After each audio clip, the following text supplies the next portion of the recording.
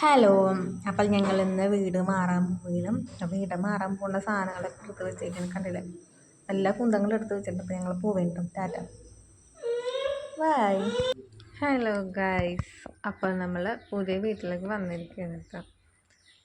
പ്രത്യേകിച്ചൊന്നുമില്ല, പുതിയ വീട് നമ്മൾ ആദ്യം താമസിച്ച വീടിൻ്റെ അത്ര ഒന്നും ഈ വീടില്ല കേട്ടോ.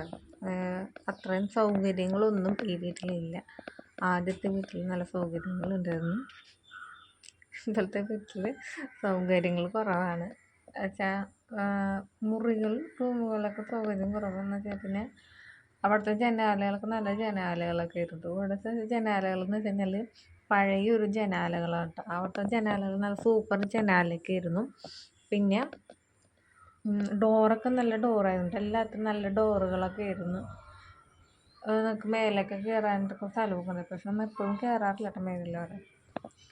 നല്ല അലക്കല്ലൊക്കെ ഉണ്ടായിരുന്നു. നമുക്ക് വെച്ചാൽ അലക്കല്ലൊന്നുമില്ല ഇവിടെ എന്ന് വെച്ചാൽ, ഇവിടെ അലക്കല്ല് നോക്കിയിട്ട് അലക്കല്ല് പോലും ഇല്ല. അപ്പം എനിക്ക് തോന്നുന്നത് എനിക്ക് ഇത് ഈ വീട് അപേക്ഷിച്ച് ഞങ്ങൾ ആദ്യം താമസിച്ച വീടാണ് നല്ല വീടെന്നാണ് എനിക്ക് തോന്നുന്നത്. പക്ഷേ അവിടെ എന്ന് വെച്ചാൽ ചെറിയൊരു നെഗറ്റീവ് പോലെ തോന്നുന്നതുകൊണ്ട് ഇങ്ങനെ പോകുന്നതാണ്. പക്ഷേ ഇപ്പം എനിക്ക് തോന്നുന്നത് അവിടുത്തെ നിന്നാൽ മതി എന്തായിരുന്നു, കാരണം വെച്ചാൽ അവിടുത്തെ അത്ര സൗകര്യം ഇതിനില്ല കേട്ടോ. അവിടെ എന്ന് വെച്ചാൽ 2 ബാത്റൂമുണ്ട്, പക്ഷെ 2 ബാത്റൂം അത്ര നല്ലതല്ല. എന്നാലും കുഴപ്പമില്ലായിരുന്നു. അത്യാവശ്യം നമുക്ക് കുളിക്കാനും കാര്യങ്ങളൊക്കെ അത്യാവശ്യം നല്ല ഇതുള്ളതായിരുന്നു. പിന്നെ നമുക്ക് അടുക്കളയുടെ ബേക്കിൽ തന്നെ ഒരു വർക്ക് ഏരിയ പോലത്തെ സ്ഥലമുണ്ട്, അവിടെയൊക്കെ നമുക്ക് തുണി വിരിക്കാൻ കാര്യങ്ങളൊക്കെ സ്ഥലമുണ്ട്. പക്ഷെ അതൊക്കെ നോക്കുമ്പോൾ നമുക്ക് ആ വീടാണ് നല്ലത്. ഈ വീട്ടിൽ നമുക്ക് ഇതിൻ്റെ പുറങ്ങളൊക്കെ കാണാട്ടോ. ഈ വീട് കുഴപ്പമില്ല, നമുക്ക് അഡ്ജസ്റ്റ് ചെയ്ത് താമസിക്കാം. നമുക്ക് കാണിച്ചു തരട്ടെ വീടിൻ്റെ ഫ്രണ്ടൊക്കെ. വീടിൻ്റെ ഫ്രണ്ടിൽ ഞാനിപ്പോൾ തുണിയൊക്കെ കഴുകാനായിട്ട് ഇരിക്കുന്നു.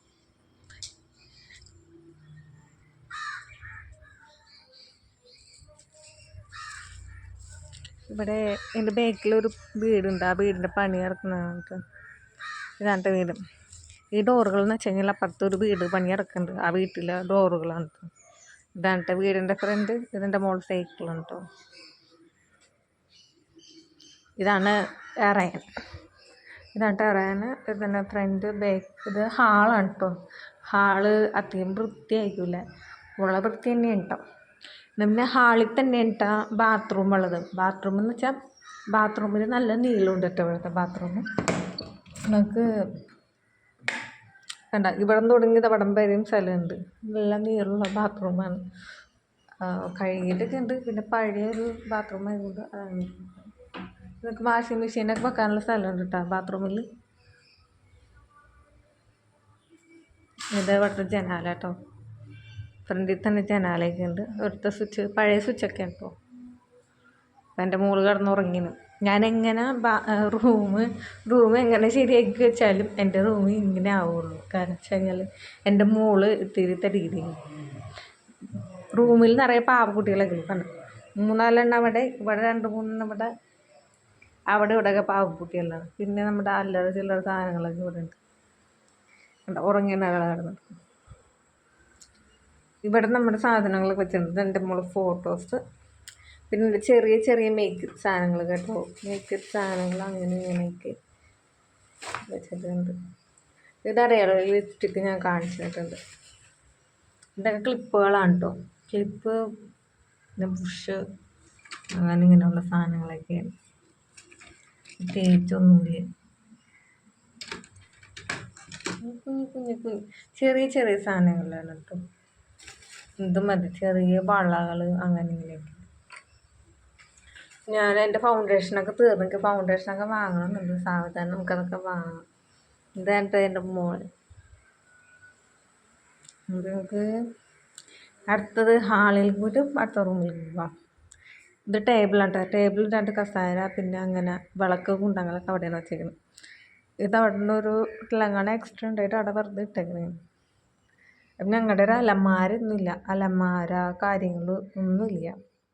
അപ്പോൾ ചെറിയൊരു റാക്ക് പോലെ എന്തെങ്കിലുമൊക്കെ വാങ്ങണമെന്നുണ്ട്. അപ്പോൾ തുണികളൊക്കെ ഇങ്ങനെ മടക്കി വെച്ചേക്കണുണ്ട്. തുണികളൊക്കെ സൈഡിൽ ഇങ്ങനെ മടക്കി വെച്ചേക്കുന്നത്. എന്തെങ്കിലുമൊക്കെ വാങ്ങണം. അലമാര അല്ലെങ്കിൽ എന്തെങ്കിലും റാക്കൊക്കെ ആദ്യം വാങ്ങണം.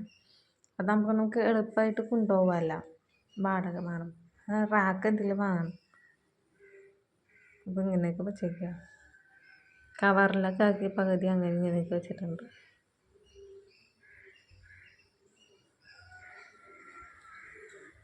അപ്പോൾ ഇതാണ് അടുക്കള. ഞാൻ ലയിച്ചിട്ടുണ്ടോ? ഇതാണ് അടുക്കള. അടുക്കള പ്രത്യേകിച്ചൊന്നുമില്ല, സാധാ അടുക്കളയൊക്കെ തന്നെയാണ് എല്ലാവരും വീട്ടിലുള്ളത്.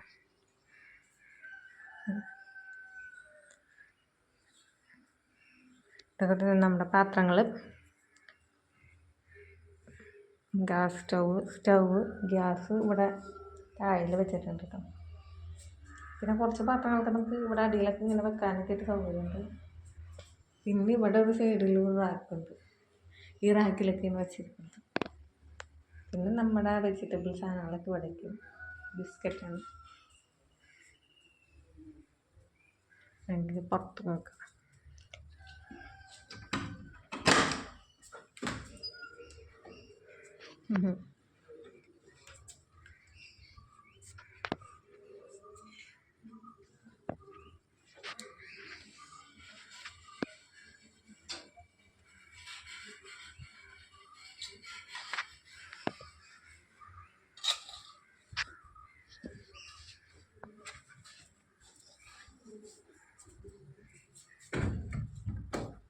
കഴിഞ്ഞ് പോകാനാ.